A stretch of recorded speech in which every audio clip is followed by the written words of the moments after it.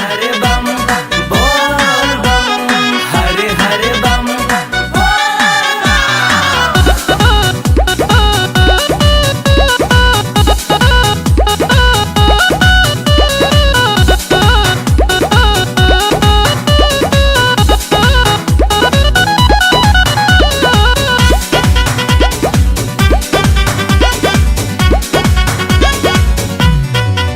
कैसे बोली बोल बम ना बदहिया में दम तोरा हाथ से गइल कैसे छूटी हो। कैसे बोली बोल बम ना बदहिया में दम तोरा हाथ से गइल कैसे छूटी हो। यार जब ले पियाई नहीं गाजा तयाई नहीं मजा चिलम गइल फूटी हो।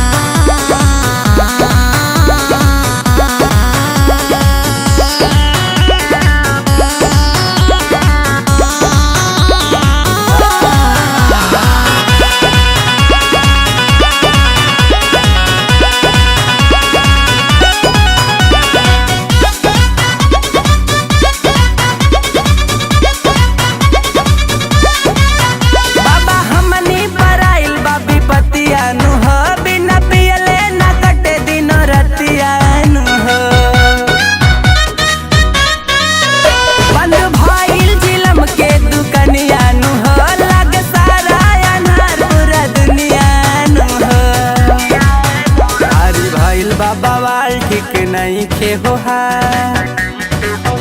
बाबा देखी नहीं सब कर बिगड़ गई चा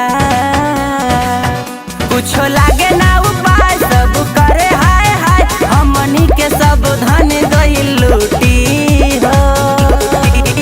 अरे जब ले पियाई नहीं गाजा तयाई नहीं मजा चिलम गई फूटी हो। अरे जब ले पियाई नहीं गाजा तयाई नहीं मजा चिलम गई फूटी हो।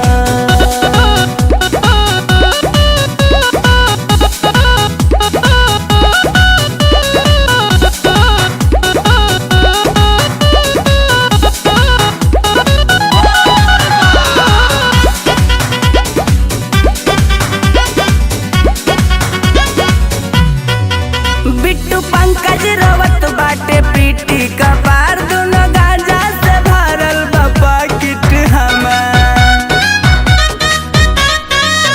बिना नासा के दासा भइल बाटे काम तोरी पतई रवि जी बनावे चिलम रोशन भइले उदास अंग पोछले मुकेश मामा बिहारी धारा में विश्वास हिरवा भाईल वाला चार हरदम करेला विचार कैसे